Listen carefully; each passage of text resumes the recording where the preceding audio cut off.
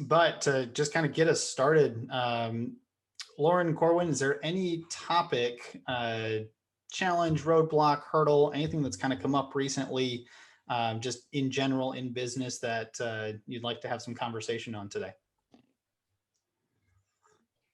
The rain. Above pay grade. I'll just tell you right now, the rain is above my pay grade. I think it's above all of ours, but you go ahead. We'll give it a whirl. For me, it was just most recently, and not necessarily needing to have conversation around it, but the concept of burnout. And so I've got a lot of things that are going in my way or in my favor in terms of kind of turning the corner on that. We've got a lot of new people, but ultimately I was Superman for a long time, and it finally caught up with me. Nice. I would love to touch on that subject if you guys want to take a moment with it. Yes, no, It'd be a great topic to go through. Yes. Let me just find it here really quick. So it's interesting, Corwin, and that's why, when you sent that to me, I was very much, hey, we all go through that some days. Hey, we really need to be able to address burnout. So when we look at burnout, what do you guys think are some behaviors that go into burnout? Come on, guys, open forum. You can answer.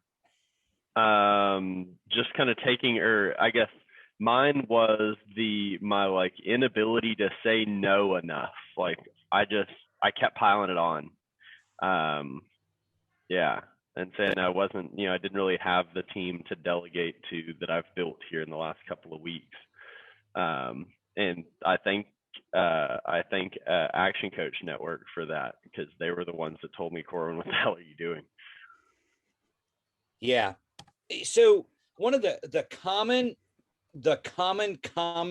factors that go into burnout, and this is a behavior, guys, and there's we have an entire workshop that we do around it, but the number one factor that goes into burnout, and I want you all to write this down: superheroitis.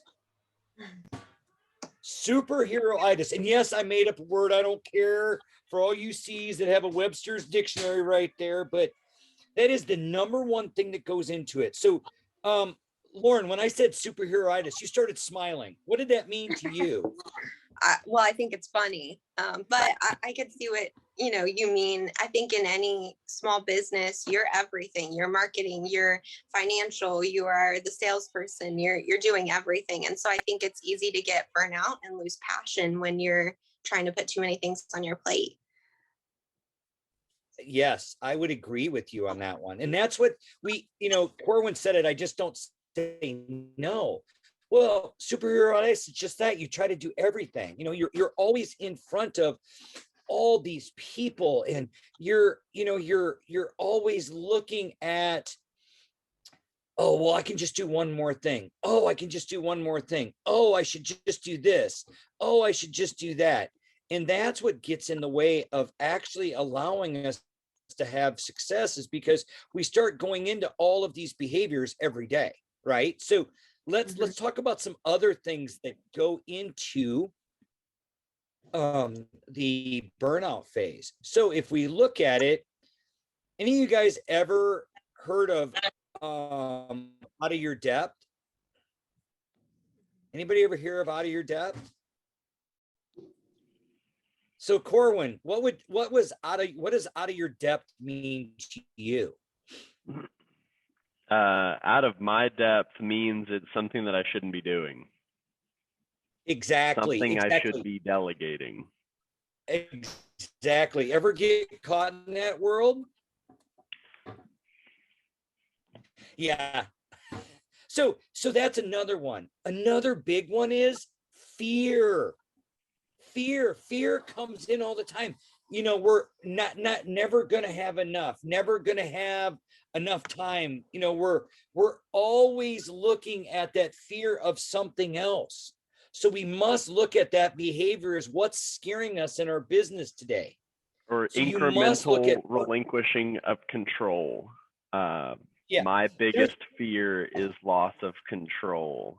And I don't have a sister. I have half a system in place for kind of offloading that in a way that doesn't create massive amounts of stress for me.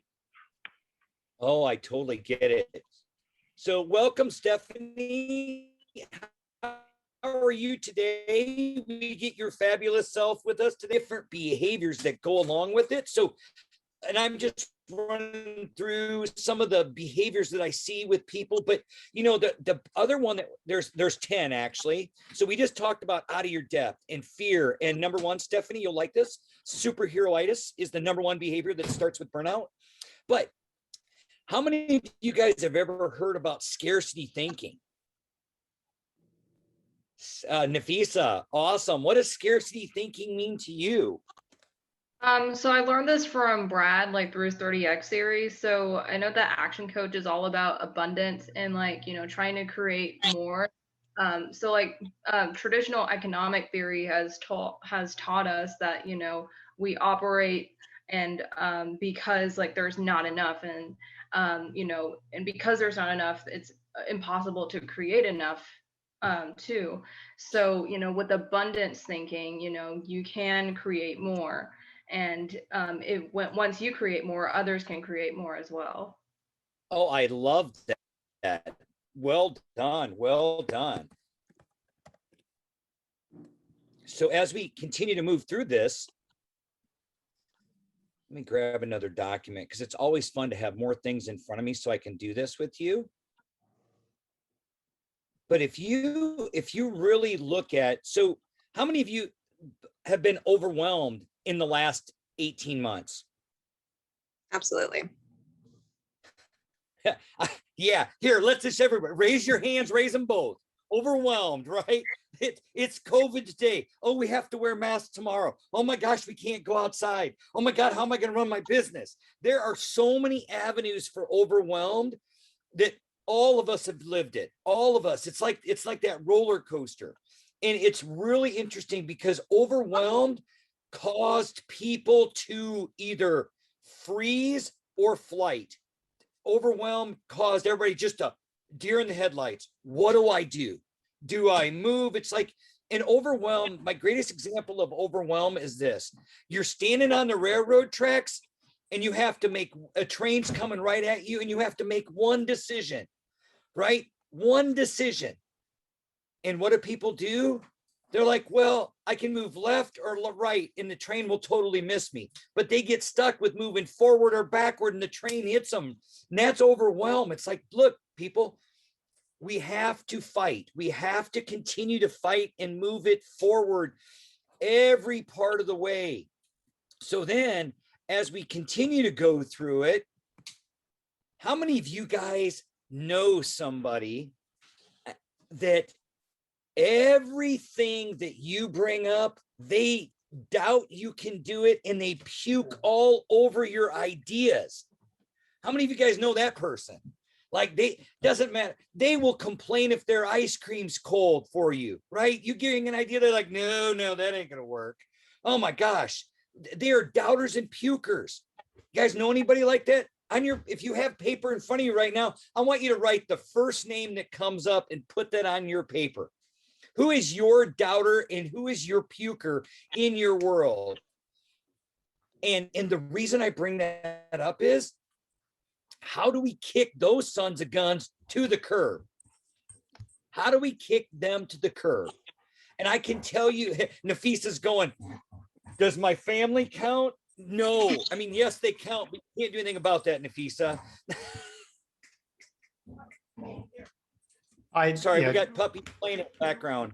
While you're dealing with puppies, the whole haters versus doubters thing is such a cool concept.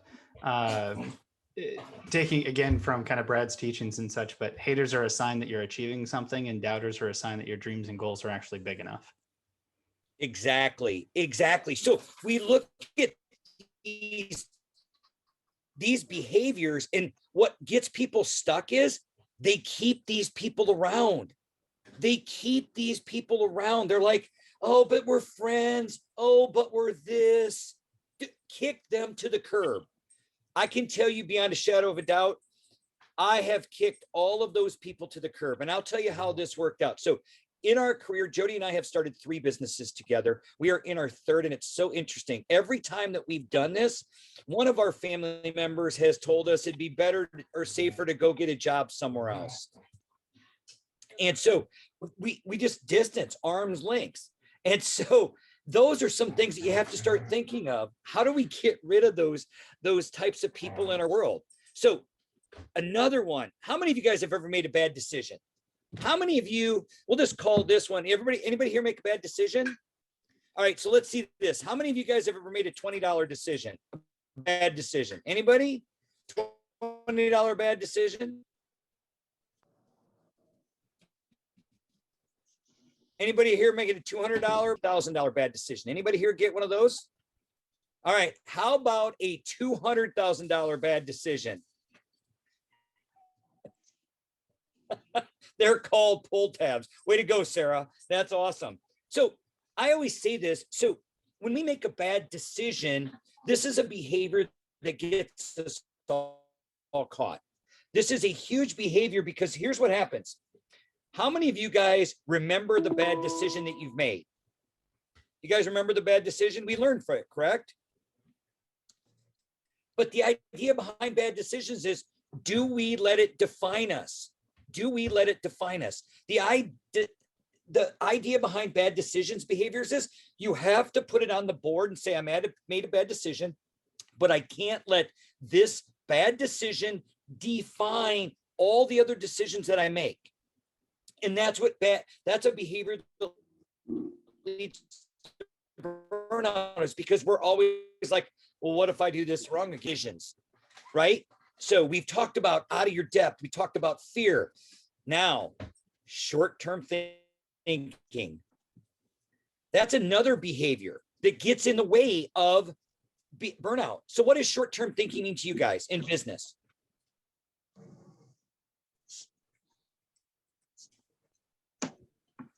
Go ahead, Sarah. Taking every case. Taking every case. There you go. That's right. Even the bad ones, right, Corwin? I'm done with that. Hey, and I cleared them off before June 1st. I've got no more pro bono work. It's done forever. I love that. I love that. So, Sarah, what does short-term thinking mean to you? First question, is it my internet or yours? It's really choppy. It's his. He's in an RV. He'll be back next week and it'll be better. Awesome. Okay. No, I'd do something if it was mine. I think it's 2 things. It's reactivity.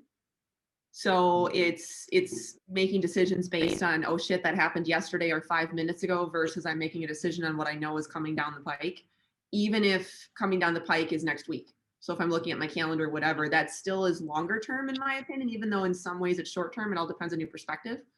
But it's the on the business stuff. In the business is always short term because it's get it done right now. And on the business is more long term. Exactly. And that is exactly short term. We're thinking about the results for today. We're not thinking about what the ramifications of this decision is in our business 3 weeks, 4 weeks, 5 years from now.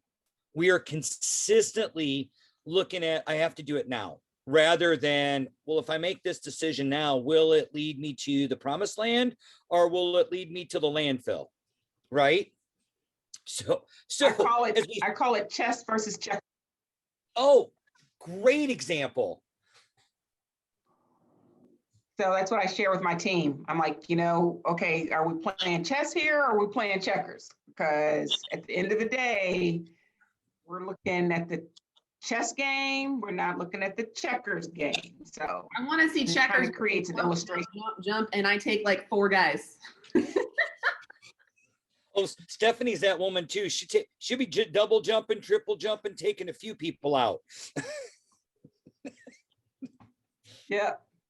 So that's kind of that long-term strategy and what happens next, not just what's happening right in front of you. What do you see that you're doing? Because from risk management, it's always dominoes falling. So you can't look at just what's right in front of you. You've got to look at the fourth, the fifth, the sixth move down the way. So, and they get it. I mean, that's a, you know, it's a simple illustration that people that, you know, they can wrap their mind around when they're problem solving. So. Excellent, excellent. So we got a couple left of the behaviors that we see in burnout. So this is one of my favorites. Actually, they're all my favorite, but self-sabotage. Self-sabotage. This one is a killer. So what does self-sabotage mean to you guys? Lauren, for you, I'm kind of going ring around the rosy with my board here today.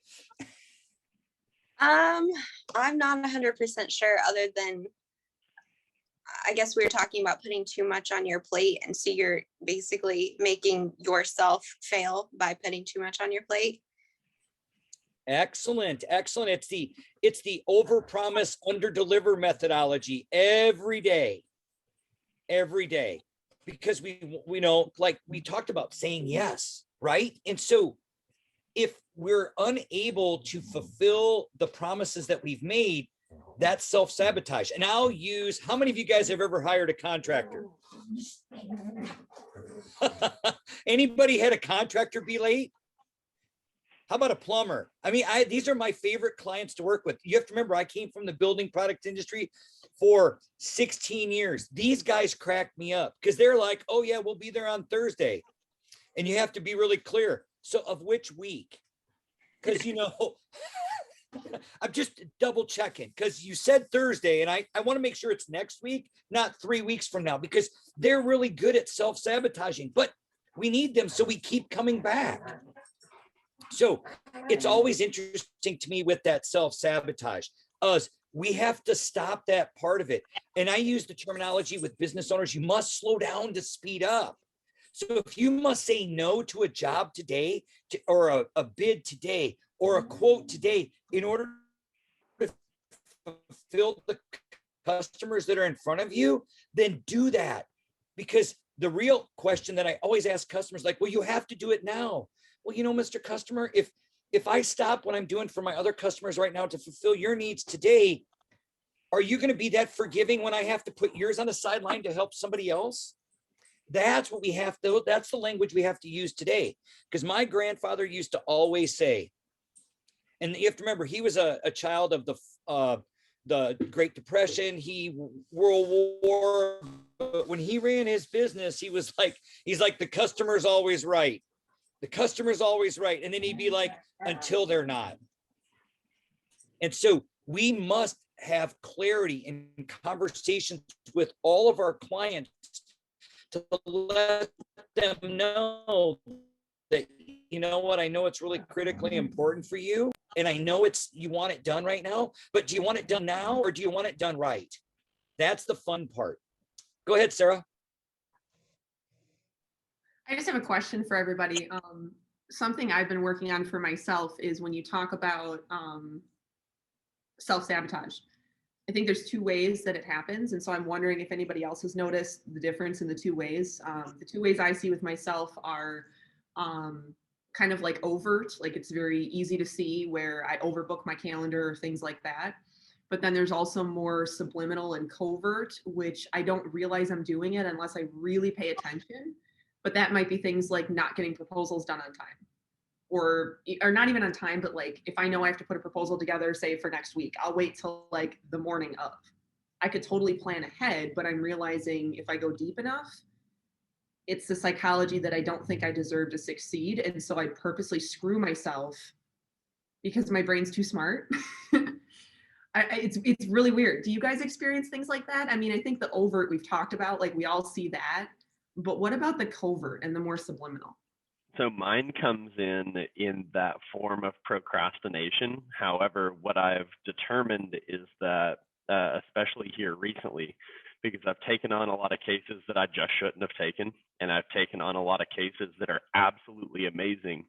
And what I found is that I actually care about the work that I'm doing on the higher end of the spectrum that I'm playing in. And I don't really care. And the work is almost exactly the same. It's actually less complicated with these cases I shouldn't have taken. but I just don't care about them. And that was something that like I realized very recently was the reason I procrastinated on some of those cases that I shouldn't have taken is because I just didn't care as much as I should have.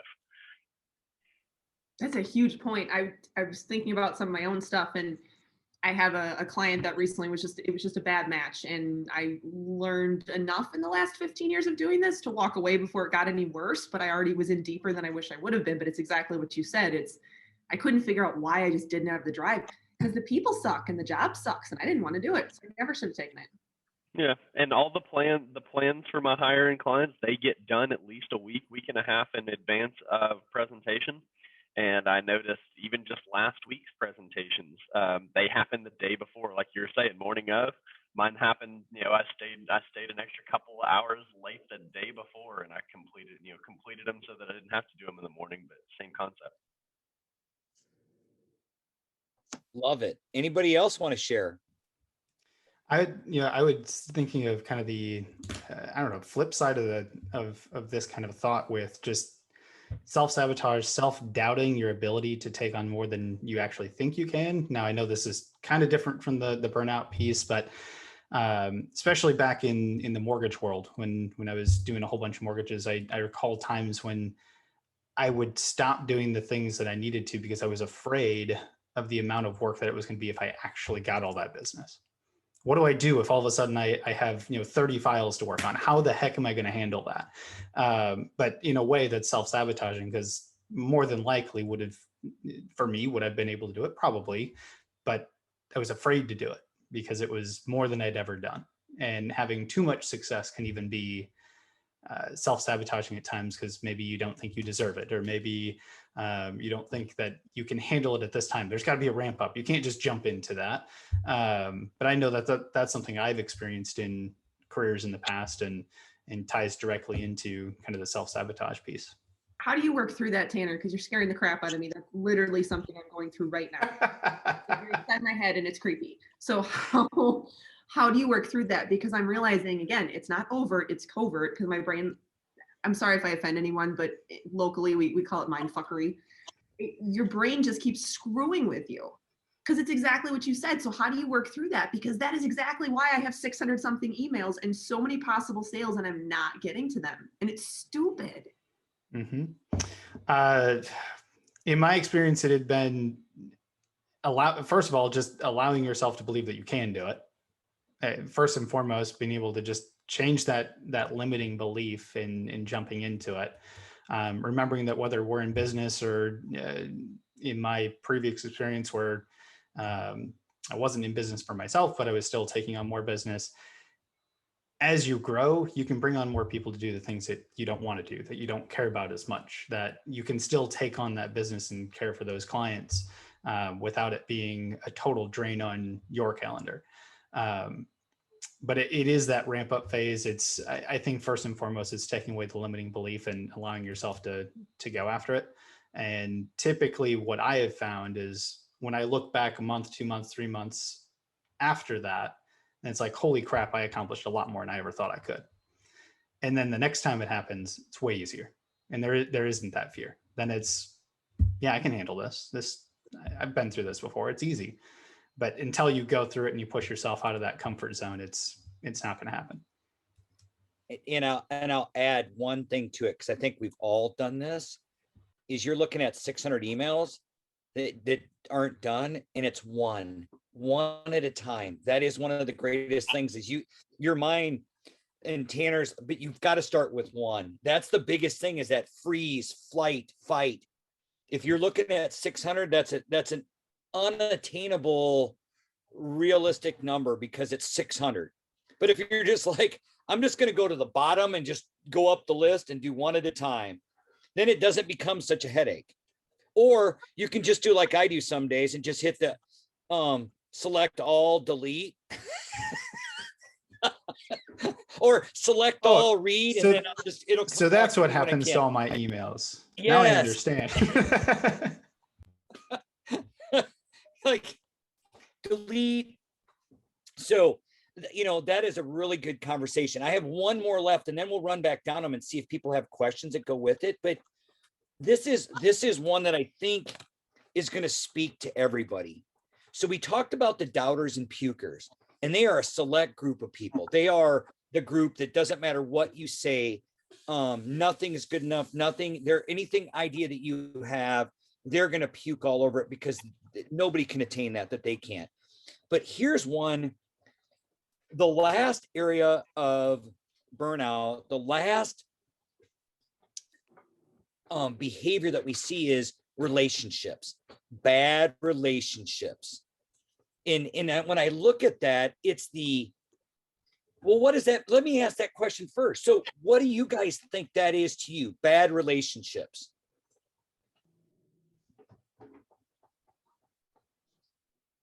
Don't everybody jump on the line at once. I talk too much, that's why I'm waiting. All right, it can be anything, whether it's family, clients, strategic partners, it doesn't matter. So to me, it doesn't matter their title or their literal relationship with me, if they're toxic, if they're sucking energy from me instead of adding energy. Now, it's not to say that like doing the work, kind of like Corbin was talking about, sometimes that can take your energy and that makes sense. So I don't mean it that way, but I mean, if they're energy sucking, like they're giving you more negative than positive energy. That's a great way to look at it. Anybody else want to throw on what it means to them?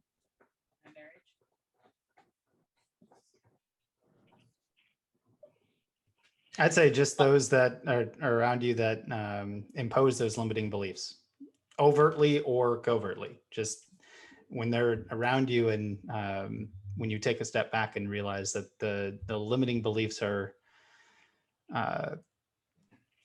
more prevalent when there's these types of bad relationships around than when they're not.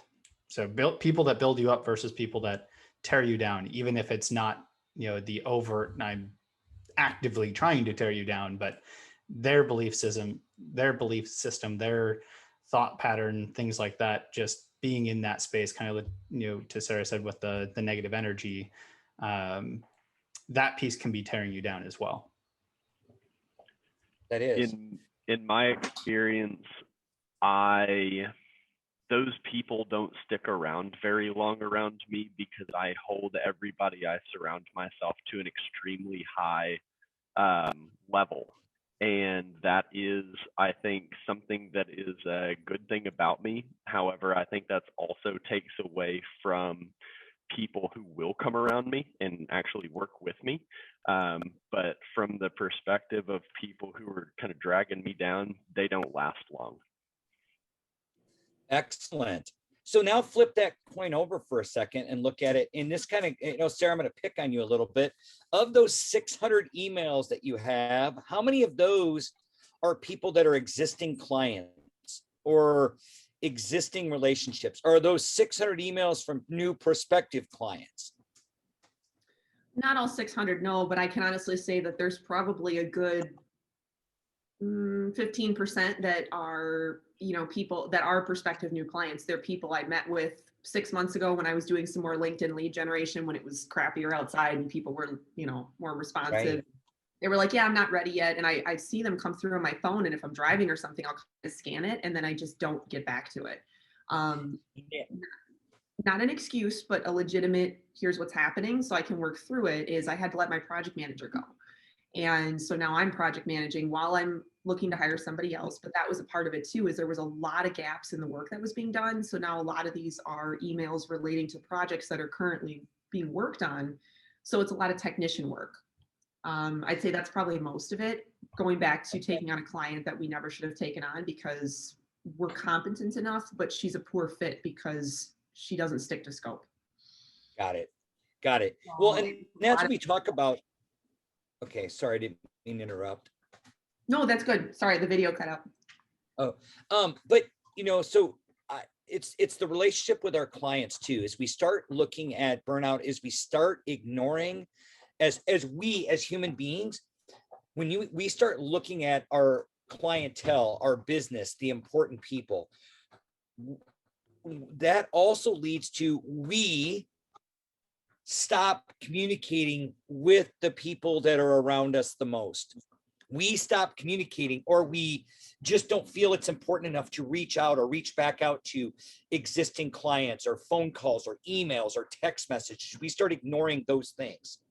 So that's the other side of it, is how do we put that out there to the universe? Like, hey, if you see me acting like this, I need you to call me. Or if, you know, to those closest to us, hey, if you start seeing this, what are some things that I need to be doing? We've got to be able to put into place. I thought it was wonderful that you took time off. It's today's society has an expectation that we're in the service world, that we're supposed to be available 24/7. And the problem with that is that, and for some of you that aren't old enough, but if you recall back in the 90s, we had pagers, and then we had plain paper fax.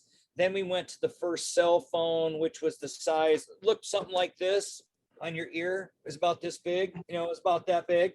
And then brick. Yeah, the brick, we carried that around.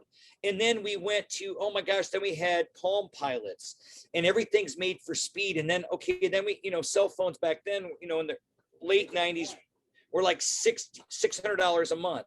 So we've done all this training with society that we have to do speed. It used to be, if you got a phone message, it was at the office, you'd get back to it when you got there. Now it's everybody expects this response. But what the pendulum is now swinging backwards, going, people are burning out, people are not as high functioning as they think they are, and sometimes we just have to take a break. Tanner's notorious for working in the weekends and not taking time off. Go ahead, Steph. I was just going to mention that has been kind of an insightful experience for me over this global pandemic series, is that it's not, especially in my business as a State Farm agent, right? I mean, the thought process is very much, we're service oriented. Very much the phone rings, people want something right then. They expect for you to be responded to right then, and they don't take into consideration that I'm still running a business. Like, it's not, though that is an important item, it may not be urgent. And so trying to navigate the waters in terms of being the business owner, not just the technician, as Sarah shared, is critical. And the fact that I have a team around me that needs to be elevated into those roles, as me serving as the surgeon and not the nurse practitioner, and having that conversation with my clients that at some point there needs to be an expectation that me printing your ID card is not that's not where my strength is, right? That's not what creates the chess game. That's not what moves the business. It's me hiring a team that is very capable, highly licensed, and functional to be able to do those things, and kind of shifting that mindset, not only for my clients, but also for my team.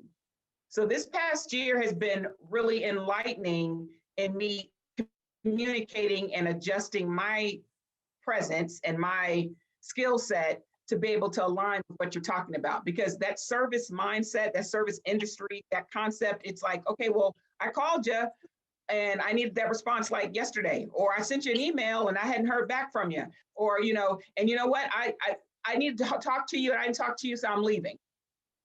Really? Because I'm trying to figure out, where does that work with attorneys and with your dentist and with your CPA? And I mean, where does that work? Where do you get that direct connect that quick? You know what I mean? So it's kind of been a shift for me. So that just resonated with me so strongly when you shared that. So I love that, Awesome. Stephanie. I have a question. How do you set that expectation with your clients then, that you do or do not respond instantaneously? So what I've done and worked really hard at and still working at is, one, I'm not the first on phones, right? The second thing is I let the team know that in their response to that call is that they're identifying as much as they can to solve the problem, because I want them thinking in terms of, do you always see the surgeon when you go to the doctor? Is the surgeon always the first person that you see? No, there's at least 3 additional professional, highly trained individuals that you see before the surgeon is needed. And by the time they kind of walk through that process, if it becomes something that I need to partake in, then they set an appointment, as opposed to, okay, let me see if she's available. All right, hold on, let me double check. Okay, hold on, let me transfer you. No, please stop. So, but it's kind of been a process, right? It's been a process. So as you all can tell, I'm pretty big in analogies and illustrations, but I feel like that's the way that kind of helps solidify my philosophy, and it has really helped. But I just wanted to share that, Andy, because that what you said just really resonated with me, and I'm starting to see the rewards of being a little bit more focused in that light. Exactly. You guys, I go back to that.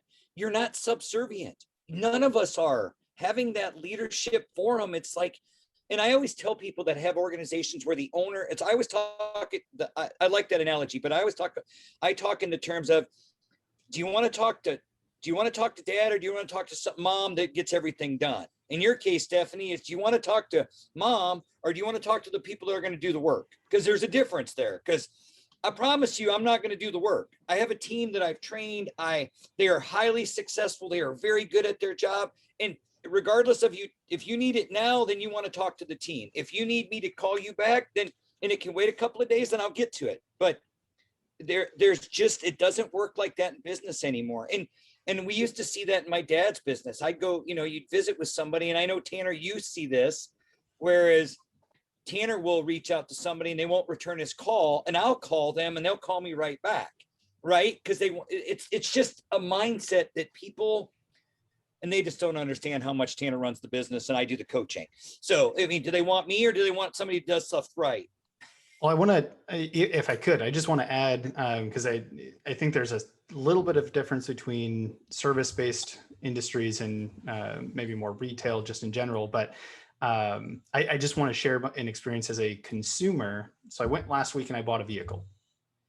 Exciting, finally found something. But I was so impressed at how this process went. I had reached out, just online form to, 5 different dealerships. One of them contacted me within 15 minutes. And it was that speed. So just like we're talking. But the powerful thing about it was, I think the only job that person had was to respond to those things. It wasn't to sell you on a vehicle. It wasn't to do anything else other than just to respond to your inquiry, so that you had that first connection, and then they would book in an appointment to come in and actually, let's sit down with a salesperson. Then we can actually uncover what is it that you're actually looking for. I came in with the mindset of, this is what I want to buy, whether it's out there or not. This is what I want. And I ended up buying something completely different, because we actually sat down, they took the time to uncover and determined, here's a couple things that may fit you better. But the reason I bring it up was, I had I think every dealership did actually reach out to me. Some of them were 2 days later. I'm like, you missed the boat. It's over. I bought a vehicle. But realizing that there was that separation. There was a separation between the person that was actually responding to the inquiry, wasn't necessarily the one that was going to sell me on a car, but they made sure that first contact happened so that they didn't lose that opportunity. And when we start realizing as business owners, if we can bring somebody onto the team that can do that, how much more business will we get? Yes, it costs money to have another person there, but if you can start capturing that first connection and build that trust and relationship right up front, get them in, ultimately to get them in front of somebody who can make their decisions come true, whatever it is that the service is. It goes very, I think it ties directly into what we're talking about here, just from a slightly different vantage point from the consumer, and maybe something that's not, just a straight service-based industry like many of us here on the call. Excellent analogy, Tanner. Excellent. And it's really interesting you brought that up. It's about that having people, and they do cost money. And I use this. I remember I'd been a coach for 3 years and I didn't have an assistant. And I remember one of the most successful coaches in the country looked at me and goes, so tell me, Andy, how much money does your business lose every day because you're so busy doing your job that you're not doing your job? And it was like one of those, like, wow, what do you mean by that? Well, you're doing all this stuff you're not good at. I mean, you know, it was totally different. And I think that goes into everybody's business is that if we're so busy doing all the things that are not about running your business and people and all the things you do as owners, then what's the point of doing your job? Because it's that giant hamster wheel that you're stuck on.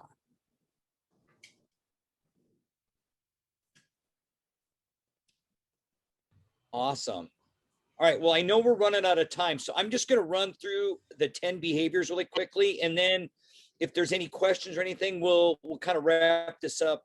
So the behaviors that lead into burnout, here they are. Superheroitis, number one. And yes, I made up a word. I don't want to hear any grief about it, but it's superheroitis. Number two, scarcity thinking. Number three, doubters and pukers. Number four behavior, living your life by a bad decision. Number five, out of your depth. Number six, we live in fear. Fear is a behavior. Number seven is short-term thinking. Number eight is we live in overwhelm. And I think we all laugh that we've all lived there for 18 months. Number nine is self-sabotage. And the one we just ended with is number 10 is relationships, bad relationships.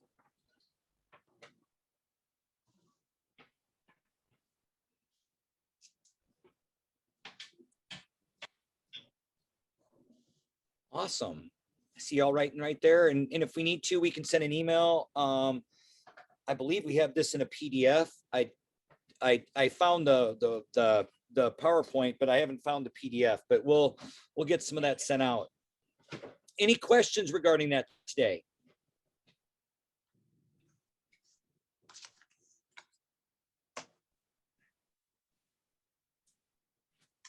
Nah, today was really helpful. I like being able to clear my mind, especially going into the weekend. And I appreciate y'all kind of giving feedback on this burnout piece, because I recently overcame it. And I'm really excited to get back to work and take on cases that I love, and that are not the ones that I shouldn't be taking. But I really appreciate everybody's feedback today. Awesome.